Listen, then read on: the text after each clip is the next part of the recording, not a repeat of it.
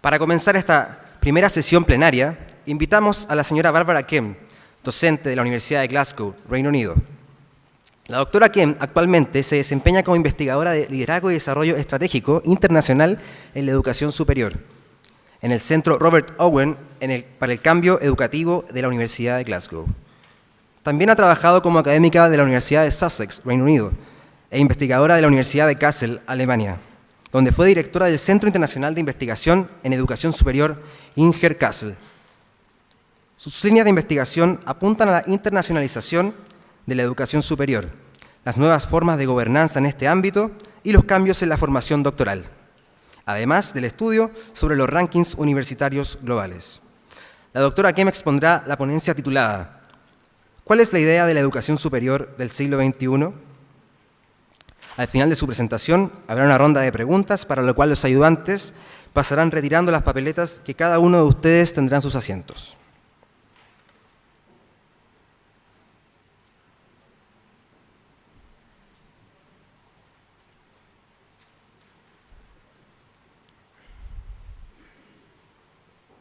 Invitamos a la doctora que pase adelante, por favor.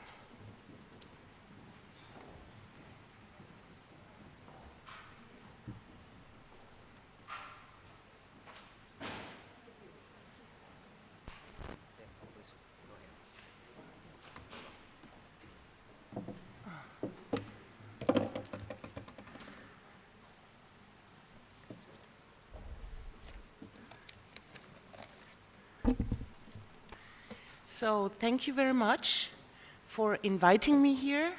It's a great honor to be here. It's my first time in Chile, and what I have seen so far is quite exciting. And I am going to present you today with a kind of a summary of various topics that were on the wish list of the hosts of this conference. So basically, my presentation today consists of three main topics. The first one is about the idea for the university in the 21st century. The second one is about the professionalization of higher education management. The third topic is internationalization and employability, and then I'll come to conclusions and some future perspectives.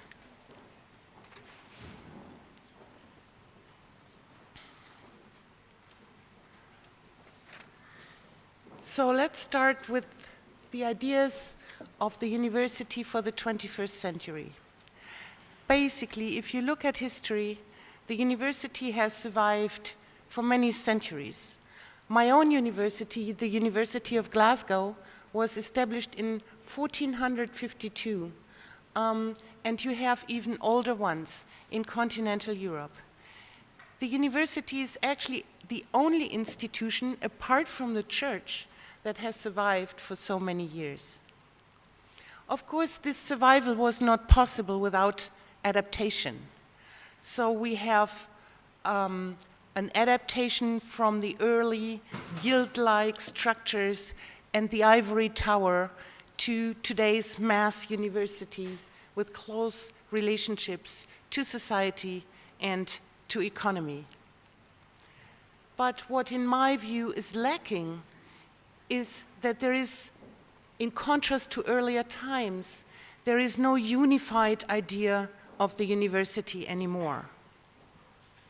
So in 1977, the American sociologist Joseph Ben David said that the Humboldtian idea of the German university with its academic freedom and the unity of teaching and research and the emphasis on the individual scholar was the best model for the 19th century. And the idea of the American Research University with its emphasis on the institution was the best model for the 20th century. Of course, this begs the question, what might be the best model for the university in the 21st century? So in the following, I will present you with 3 different concepts for the university of the 21st century that have been floating around. And these concepts are the multiversity, the entrepreneurial university, and the network university.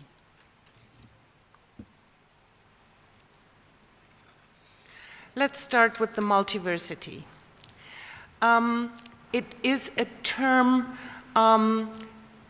invented, if you want, by Derek Bork and Clark Kerr, 2 American university presidents, quite important figures in American university history.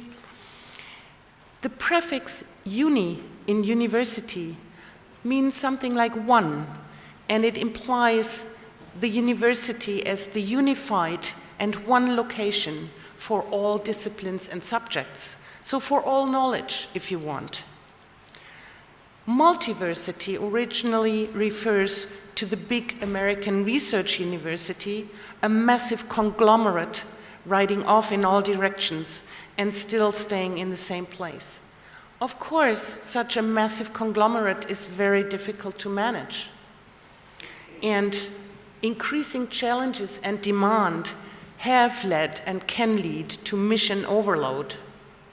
Clark Kerr was still optimistic that with flexibility and creativity of deans, administrators, and staff, a workable compromise could be achieved. Bork had a less optimistic view. For him, the multiversity was doing too much too fast, students were not learning enough, professors were not teaching enough, and management became a huge insensitive bureaucracy. Let's leave it with this and have a look at the entrepreneurial university. The idea of the entrepreneurial university comes from Burton Clark, who developed it in his 1998 book. And he saw the entrepreneurial university as a response to increasing demands from an increasing number of internal and external stakeholders. According to Burton Clark, the entrepreneurial university has 5 key elements. A strengthened steering core, meaning more institutional autonomy requires a professionalized management and external stakeholder involvement in strategic decision-making through boards of governors. Nowadays, most European universities have boards of governors.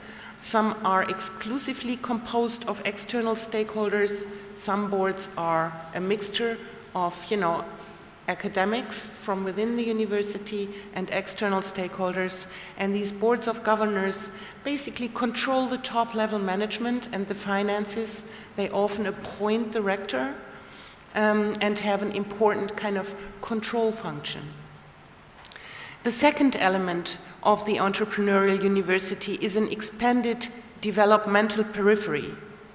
That means all the activities that are related but different from the core activities of teaching and research. Outreach, cooperation with industry, spin-offs, science and technology parks, continuing professional education provisions, commercialization of research results in forms of patents and licenses, etc. And these activities leading to new sources of funding in the long term. The third element is a diversified funding base. So in many countries around the world, universities can no longer rely exclusively on state funding.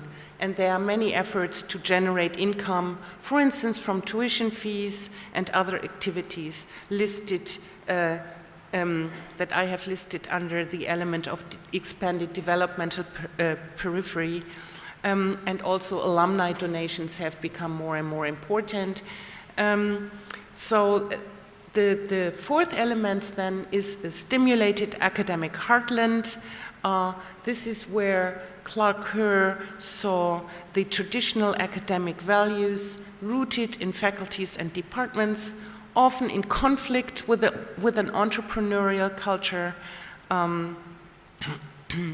and the strategy to resolve this tension is kind of budgetary autonomy for the basic units, decentralization, both of which can lead to entrepreneurial directions. Finally, the last element of the entrepreneurial universities is an integrated entrepreneurial culture.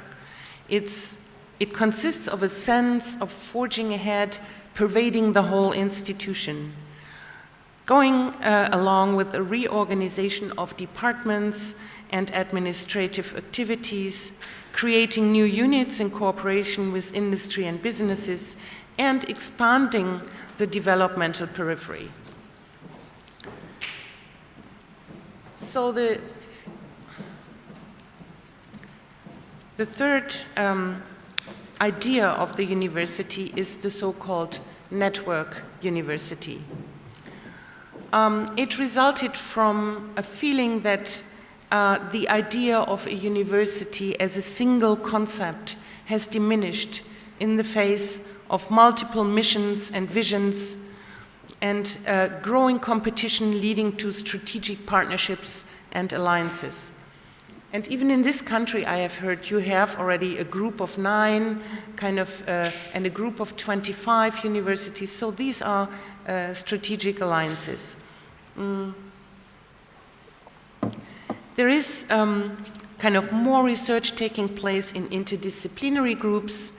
There is exchange of students among selected partners, and networks have become a mode of coordinating multiple actors in multi-level governance arrangements. Networks develop the capacity to self-organize and to self-steer through interdependence and interaction of partners. So here we have, instead of hierarchical forms, vertical forms of management, you have more lateral forms of management. Networks can produce complex goods like knowledge and education, and basically in sociological theory there is a whole, research area on network theory. So, of course, we still are with the question, what would be the appropriate model or unifying idea for the university of the 21st century? All concepts I have introduced are based on this question. But an appropriate organizational model has actually not yet emerged. Universities are specific organizations, they cannot just act like enterprises or businesses. I do think that it is important to carry out further research on this issue. I cannot give you the final answer on this. There is a body of literature discussing this and the pros and cons. I think in reality, the trend still is there towards a mixture of the entrepreneurial and the networked university, at least what you can see in the US and in continental Europe. But so the final answer is not yet there.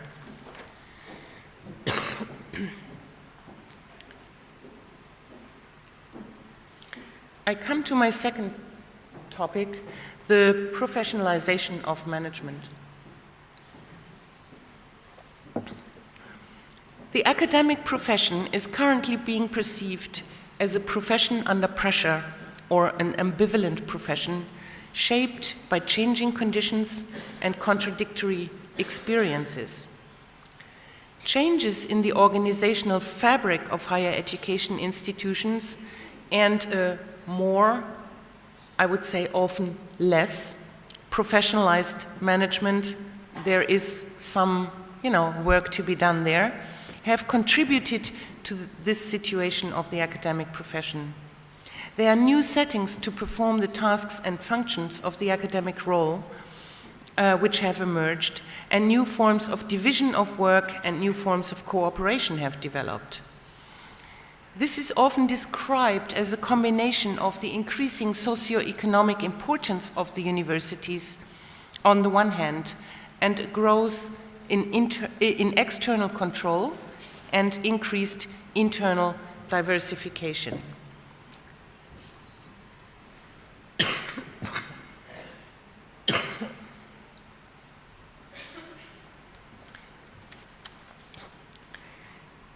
There is another phenomenon accompanying these changes, and that is the emergence of new higher education professionals, or HEPROs for short, to support organizational change and managerial decision-making.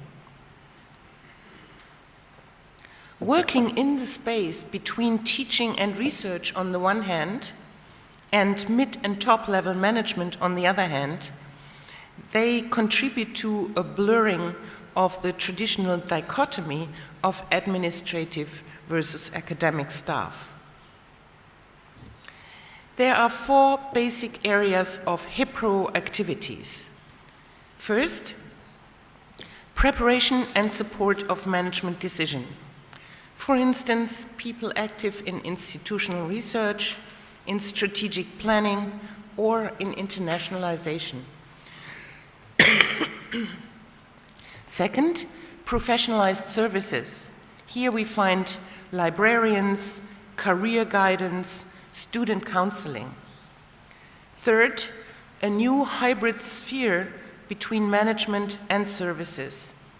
Typically, we have here quality management, coordinators of study programs or doctoral programs or graduate schools. And the 4th area of HEPRO activities is in the field of differentiation of teaching and research functions. Here we also have student counseling, curriculum design, or the coordination of large research groups.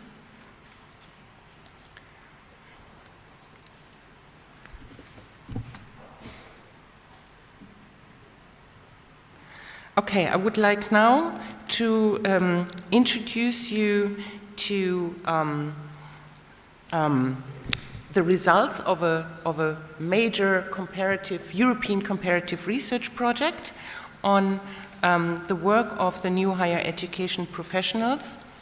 This particular group of people has been analyzed in a number of studies, mainly by British, Norwegian, Australian, and American researchers, but was referred to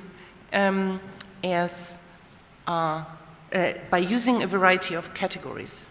Celia Whitchurch calls them third space professionals because they operate in a largely independent space, which is neither strictly academic nor strictly administrative. McFarlane calls them para-academics because their concrete job tasks often are the result of an upskilling of formerly administrative and professional support staff or of a de-skilling of formerly academic staff. Gary Rhodes, an American colleague, refers to them as managerial professionals or support professionals, and Rosemary Deem as manager academics, but here meaning a particular subcategory of mid-level managers, best illustrated by the role of deans. All studies demonstrate an important issue, namely that it is time to overcome the prevailing dichotomy of administrative versus academic staff. I'm right now not sure whether I'm on. Yeah.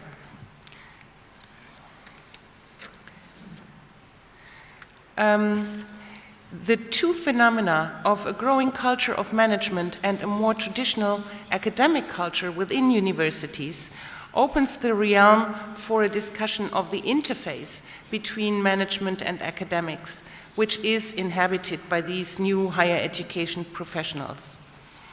Nevertheless, it needs to be pointed out that recent studies were able to show that the emergence and increase in numbers of higher education professionals is closely related to the degree of managerial governance in higher education institutions. That means the more managerial a university is being led, the more higher education professionals you can find. Generally speaking, the impacts of new forms of managerial governance in higher education and the forms of professionalization, as well as the shifts in power relationships among administration, management, and academics resulting from this, have become the main focus of studies analyzing the phenomenon of HEPROs. Thus, the question what factors trigger professionalization in higher education and what forms of professionalization can be observed was one of the main foci in a recent study I was involved in comparing 8 European countries. So we are here now. So our starting hypotheses were threefold. Factors triggering professionalization processes within higher education institutions. We assumed, secondly, that there are two main forms of professionalization, one in the form, of job enrichment, and the other one in the form of a growing division of labor.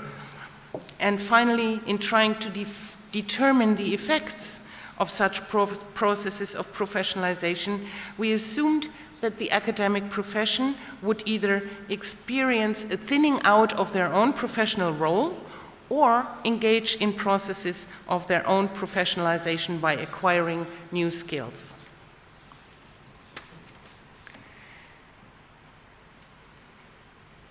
So the main results of the study can be synthesized by the following 4 key points.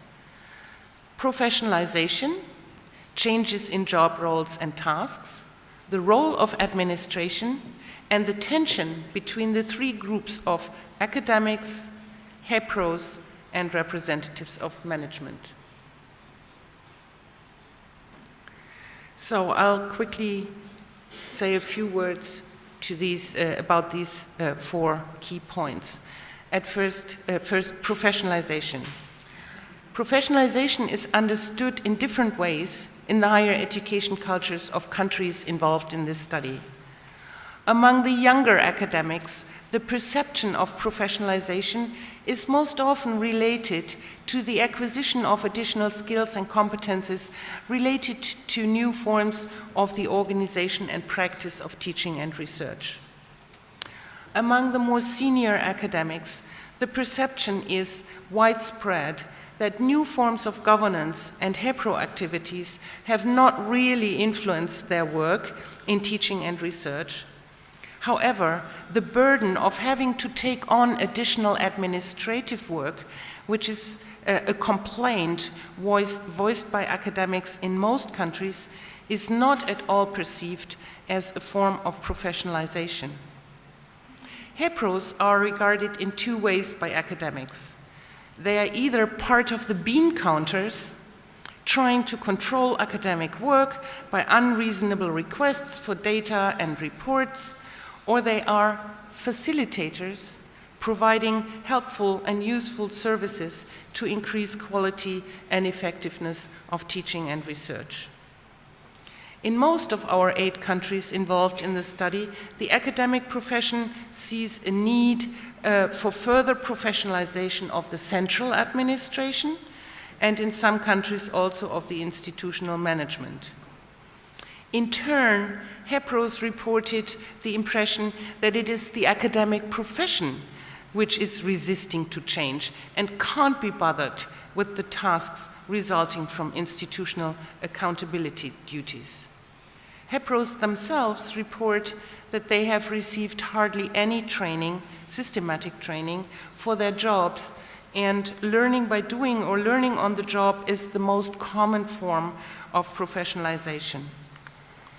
In those countries in which HEPRO roles in higher education institutions are relatively established, we see a further form of professionalization, namely that of the management professionalizing itself through the deployment of HEPRO.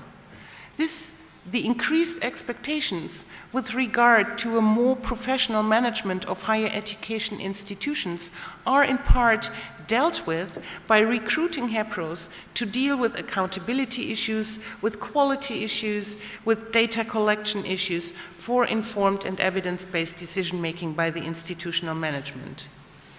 But this exactly is the group of HEPROs that the academics see as bean counters, and because they tend to work with the central administration.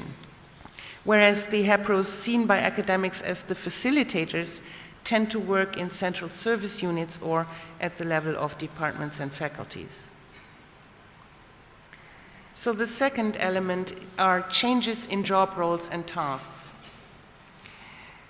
Although in our research group we had anticipated a more progressed differentiation into teaching-only and research-only positions, this seemed to be the case in Switzerland only. The changes, though, are basically threefold. First, and as mentioned in the previous section, more and more professional competencies are required for teaching and research, such as intercultural competencies, teaching in the English language, in the face of growing internationalization, as well as improved pedagogical and didactic skills, or skills to write successful grant applications, and being able to manage larger, often international and interdisciplinary project teams. Second, additional professional competencies are required, such as becoming more involved in university third mission activities or participating in committees for internationalization or for development, for developing departmental strategies. Third, and perhaps most importantly for younger academics, there is an increased attention to one's own career management. So the progression from, getting a doctorate, being a young researcher, and making a professional career within or even outside academia. However, there are higher expectations also for senior academics in terms of leadership and managerial skills when it comes to taking over fixed-term functions as dean, head of department, or director of a research institute. These are typically the manager academics that Rosemarie Diem has analyzed. Finally, HEPRO roles are becoming increasingly differentiated, although mostly without preceding systematic training and with unstable career progression. Many HEPROs are moving into their roles from being an academic. Many tend to work in structures similar to fixed-term project work with fixed-term, often part-time contracts. Only when they manage to provide helpful services that are needed continuously, they have the opportunity to receive a permanent contract. Typically, HEPROs are better educated and have higher level qualifications in Europe, often a doctorate, than the average staff in the university administration. But HEPRO roles are, in most cases, not linked to any model of career progress. So, next element, the role of administration. It's the third element. The phenomenon of academics having to carry out more administrative and even secretarial tasks was surprisingly widespread in our case studies and an issue of equally widespread complaints. It seems that in many countries and many universities, secretarial support staff has been reduced and the remaining staff centralized so that access to such support is increasingly restricted. The situation in the three Central and Eastern European countries involved in the study were somewhat different. HEPRO roles are just emerging and seen by academics as a better, more helpful, and more effective group of administrators compared to the traditional, especially central university administration, which tends to be old-style bureaucracy.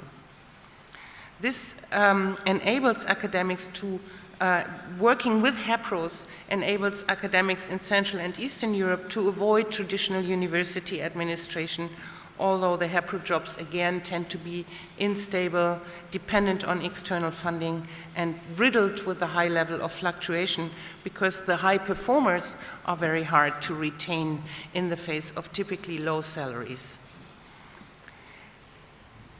Generally, as I have said before, HEPROs are recruited by either giving existing administrative staff more responsibilities, more strategic responsibilities. If you just think of your own universities, giving you an example, the head of the International Relations Office nowadays has much more strategic responsibilities for the internationalization agenda of the university than 20 years ago, where it was, the administrative organization of student exchange. So this is kind of seen as upskilling, or it's a downskilling of academic staff that, often, kind of can't make it, can't, kind of get hold onto an academic career, but they want to stay in the university, so they opt for, going into a HEPRO role.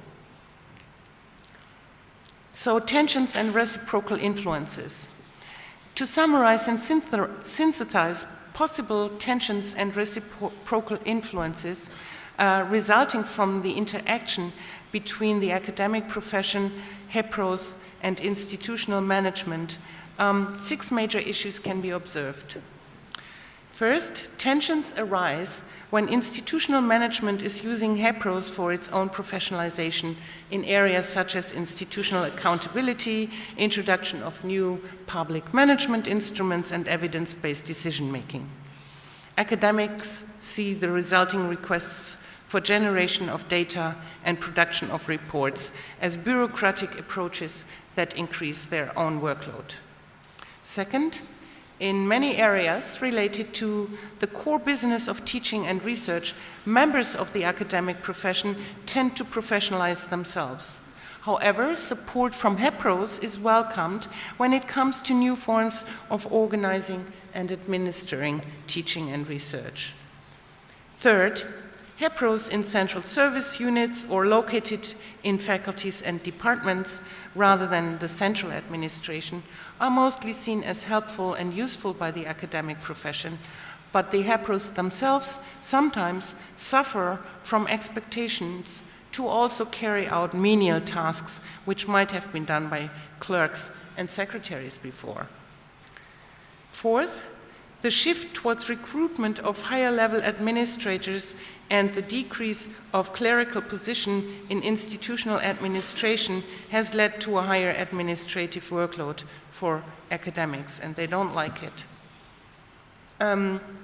HEPROs themselves see themselves as dominantly service-oriented, but often meet with resistance from academic staff not willing to change.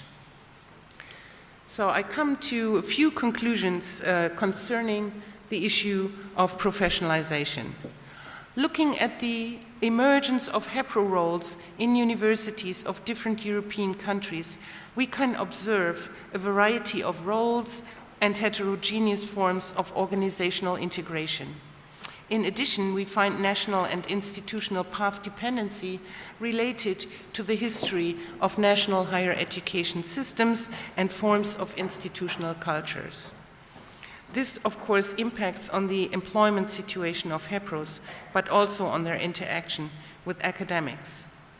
The emergence of HEPRO roles is currently related to hybrid forms of professionalization, either by academics taking over HEPRO tasks or by administrative staff getting more responsibilities.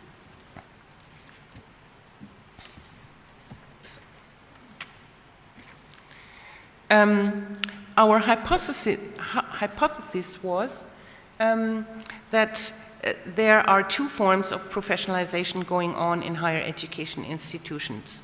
First, a professionalization through job enrichment, and second, a professionalization through a division of labor.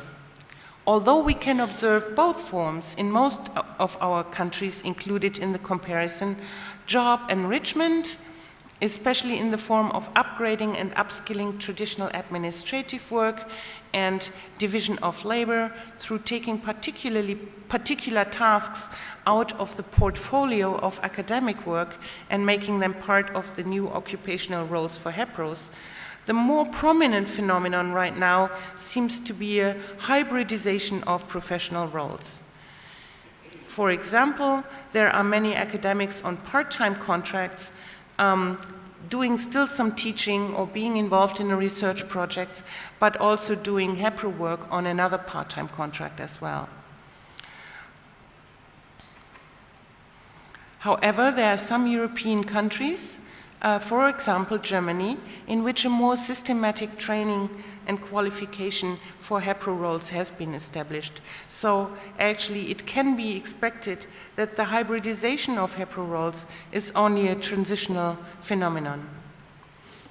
It remains to be seen whether in the future the professionalization of HEPROs advances to such an extent that we can speak of the emergence of a new occupation located between administration, management, and the academic profession, or whether we can currently observe the beginning of a blurring of boundaries between academic and non-academic areas and activities within higher education institutions.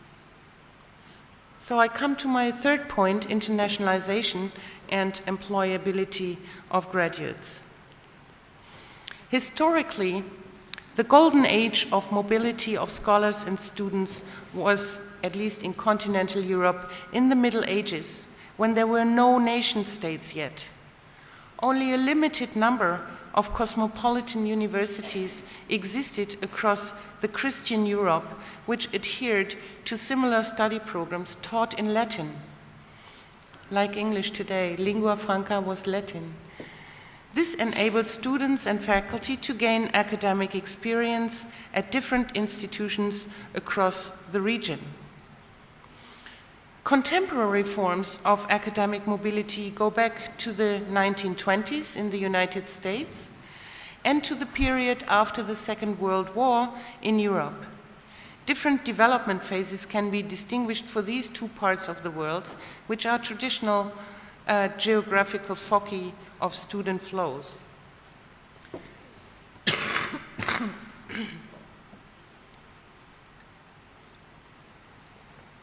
Of course, if we look at student and perhaps also academic staff mobility, national policies and immigration laws have been very important.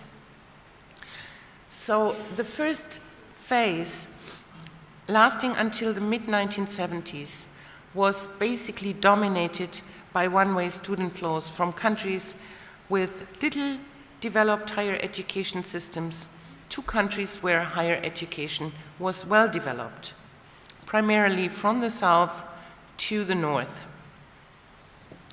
Teichler refers to this type of student mobility as vertical mobility, since the objective of vertically mobile students normally was to earn a degree abroad. So this type of mobility is also called degree mobility. National education and immigration policies have been important for enabling or limiting factors for student mobility from its inception. The policy of open doors to foreign students was an element after the Second World War of foreign cultural policy. The initially high growth rates of vertical student flows only came to a halt when receiving countries initiated measures to strategically regulate and partly restrict student influx. In the second phase of academic mobility, between the mid-1970s up until 1987, political strategies to guide student mobility became more elaborate. In Europe, the new concept of study abroad displaced the concept of foreign students at the top of the political agenda. Students from countries with well-developed higher education systems started to participate in mobility. This led to the idea of student exchange gaining ground. This new type of student mobility from north to north or from well-developed countries to other well-developed countries has been called horizontal or temporary, the latter term referring to the fact that students would not necessarily go abroad to earn a degree, but only spend part of their study program, maybe half a year or a year at a foreign institution.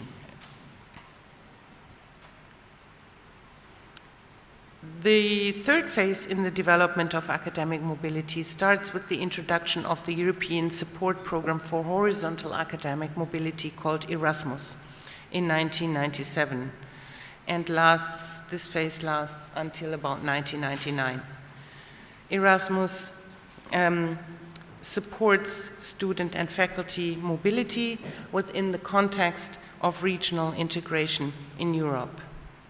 It also supports faculty mobility or academic staff mobility in order to, and here comes a widening of internationalization activities beyond physical mobility, in order to promote joint curriculum development and internationally integrated study programs, in the framework of which student mobility is an essential part.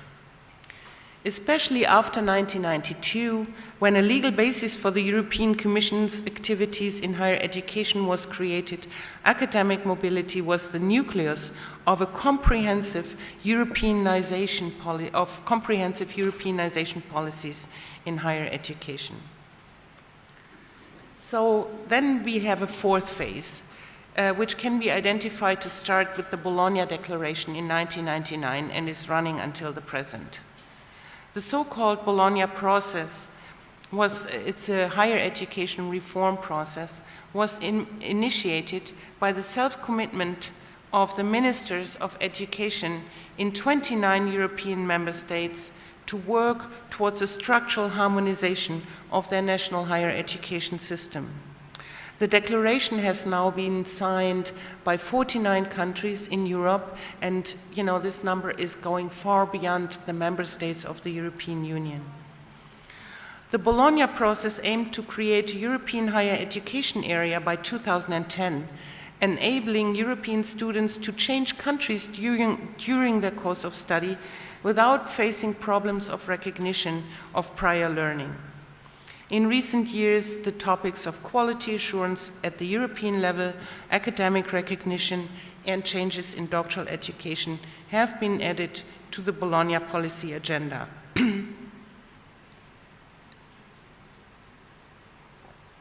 In the US, the terrorist attacks of September 2001 have triggered the most substantial changes to the conditions of student and faculty mobility in recent years.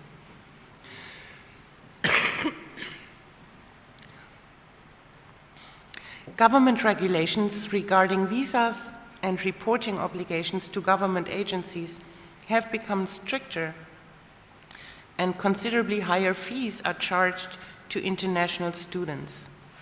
So the proportion of students going to the USA has declined, with substantially larger proportions of mobile students opting for Australia, and also somewhat larger proportion of students going to European countries. Nowadays, the recruitment of international students, preferably non-European, is in Europe an important factor for institutional income generation, but also a means to fill skills or qualification gaps due to demographic changes. Student mobility has also become in Europe so normal that previous employability advantages have decreased. And I will explain that a little bit more because I think it is an important point. Okay, I have to skip a few pages here. Yeah.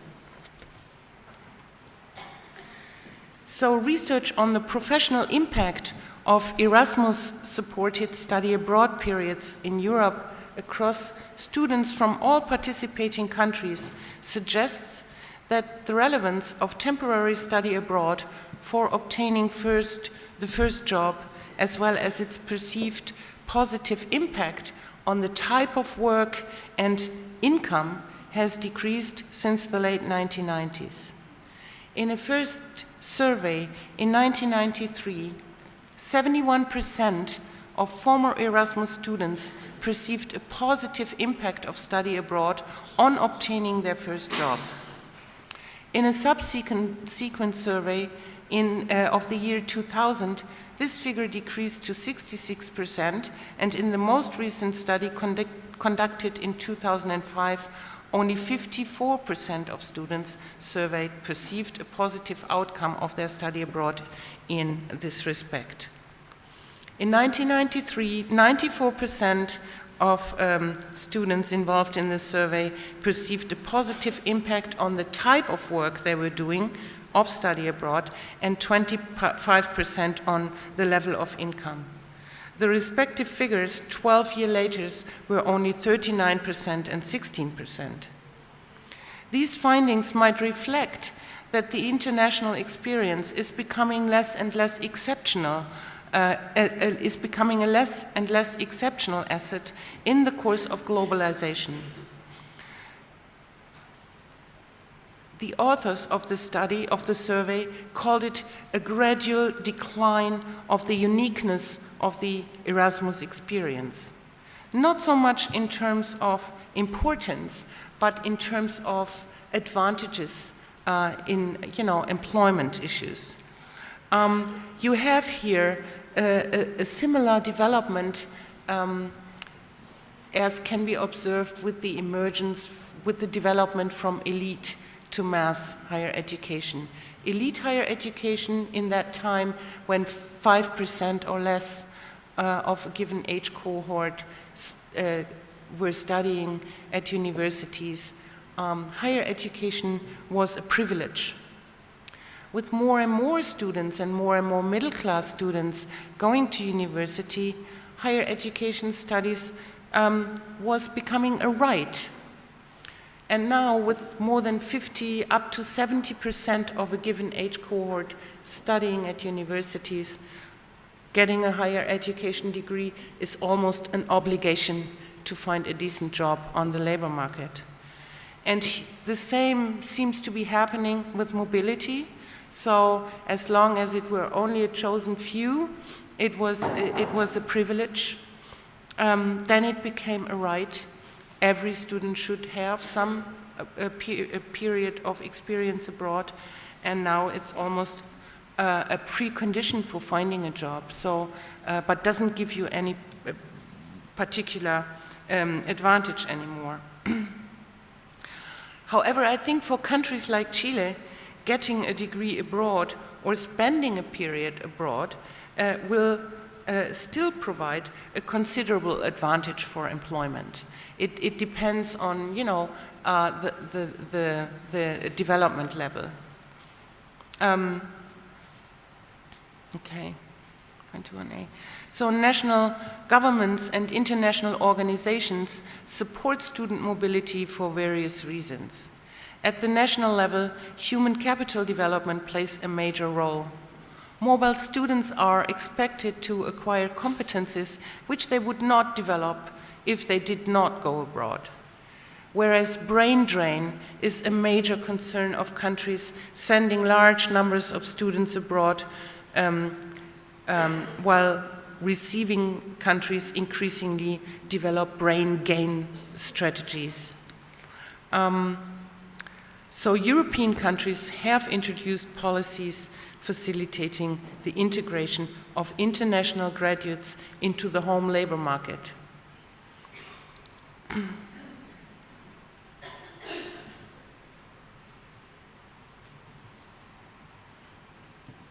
So this shift again from a more horizontal mobility, which had grown substantially in the 1990s, to a more vertical mobility since about the 2000s, basically much related to masses of Chinese and Indian students coming to Europe and the US, also leads to the assumption that degree mobility has increased whilst temporary study abroad might lose momentum.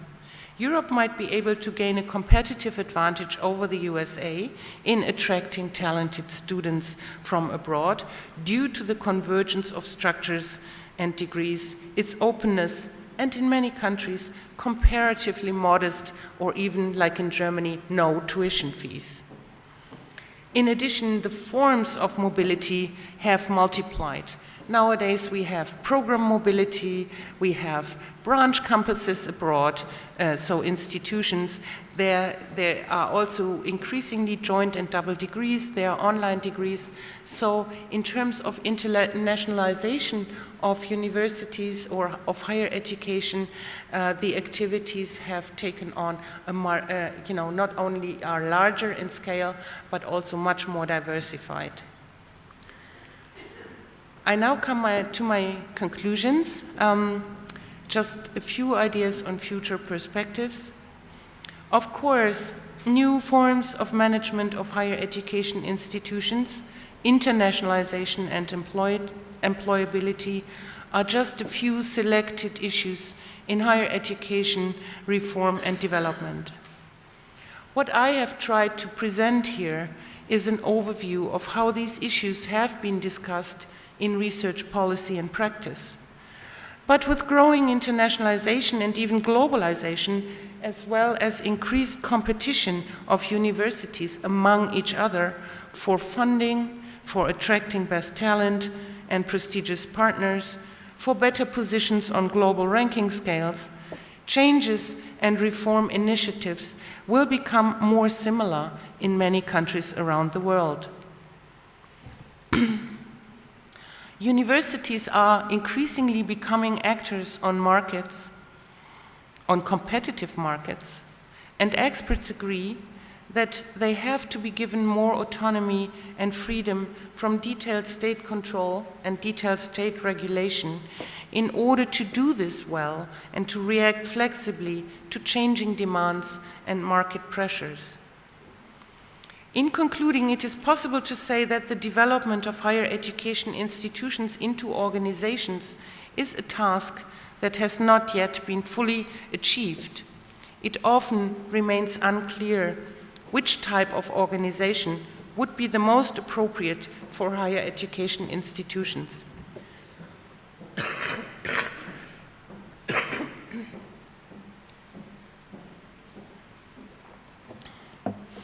In concluding, it is possible to say, I have said that. So the question here is, what type of organizations are higher education institutions supposed to become? Entrepreneurial, corporations? Can we find a balance between higher education as a public good and as a private good? And if universities become actors on markets, is the state still responsible for protecting them from the effects of market failure? So these are questions that are currently being debated. In the relevant research literature, experts emphasize that higher education institutions are specific organizations, characterized by loose coupling and unclear technologies. This prevents them from becoming organizations in the classical sense. Brunson and Salin Andersen, Scandinavian higher education researchers in 2000, have pointed out that universities can become more complete organizations if they develop hierarchy, identity, and rationality. These three features are the main drivers of the ongoing reforms in higher education governance. Hierarchy is, of course, a more hierarchical form of structure. Identity is much related to branding and developing a profile, and rationality is looking at the efficiency and effectiveness of internal decision-making structures and processes. Despite the fact that higher education governance is increasingly shared among a variety of stakeholders and no longer an almost exclusive responsibility of national governments or public authorities, national governments still have a role to play. The capacity of higher education institutions to produce a highly qualified workforce for the emerging knowledge societies and knowledge economies is far too valuable for the state to withdraw from policy making altogether in this sector. Paradise et al. In 2009 observe that state functions are repositioned rather than shrinking, and that the involvement of multiple actors in the higher education governance continues to be managed by the state. And here we have a new narrative, namely the new public management invented for, more efficient management of public services and public institutions. This narrative addresses the internal governance of higher education institutions and aims at an increase in efficiency of service and quality of products. It is based on changing beliefs about the instruments of governance and changing ideas about the appropriateness of public steering. Thus, the relationship between higher education institutions and public authorities or the state have been redefined and based on new ideas about what should be steered and how. And despite the fact that the narrative is somewhat different from country to country, the role of the state in governing higher education has neither been weakened nor has it been hollowed out, as some experts think it has. So, thank you very much for your attention and to bear with me for such a long time.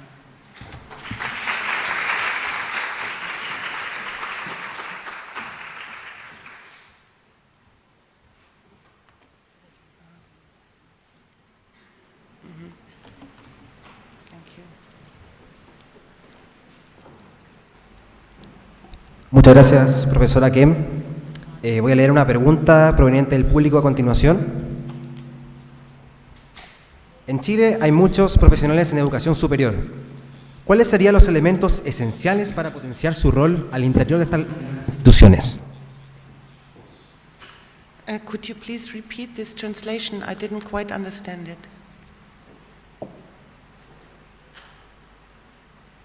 I didn't quite understand the question. Voy a repetir la pregunta. En Chile hay muchos profesionales en educación superior. ¿Cuáles serían los elementos esenciales para potenciar su rol al interior de las instituciones? I'm not sure, whether their role needs empowerment. Of course, they are getting more important, and for the time being, I think the issue is whether they can be trained in a more systematic manner and have proper, appropriate careers within higher education. Segunda pregunta. Mirando hacia el futuro, ¿cuáles serían las expectativas acerca de la diferenciación que va a brindar para un estudiante universitario los estudios en el extranjero?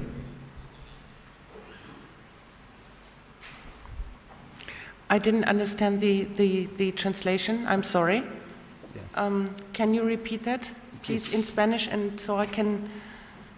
Mirando hacia el futuro, ¿cuáles serían las expectativas acerca de la diferenciación que va a brindar para un estudiante universitario? No, you are going too fast. The translators are not able to translate this. Okay. Looking at the future, what are the expectancies about the differentiation it's going to give for a university student, the foreign studies? I don't know I don't understand. I'm sorry. I don't understand. You don't get the question. The question. Okay. No, because I'll try slowly. You can hear the translations. Yes.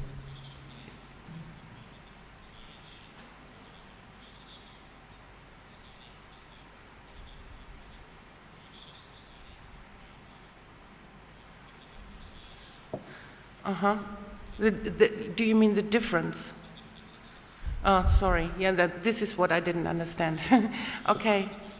Now I understand the question. Thank you very much. It depends on the region. I think in Europe, the difference or the advantages of studying abroad are not as big anymore as they used to be. In other areas of the world, like in China, in Latin America, in Africa, when students get some international experience or even a degree from a highly developed country or Western country and then return to their home country, they have a major advantage concerning job opportunities, income, and the type of work they are doing. Última pregunta. ¿Cómo se relaciona dicha expectativa, de acuerdo a la pregunta anterior, con la apertura de campuses por parte de las universidades europeas en otras partes del mundo?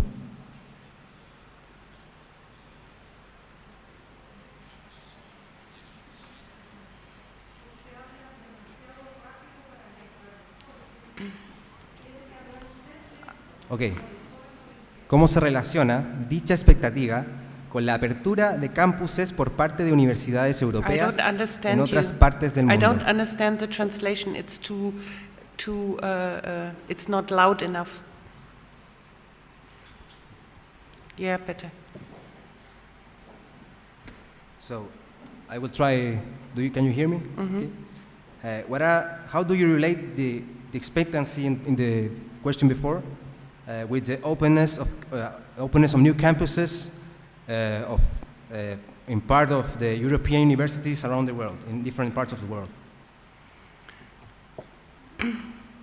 I think Europe is currently profiting, at least continental Europe is profiting from restricted visa regulations and less openness in the US and also in the UK. I mean, the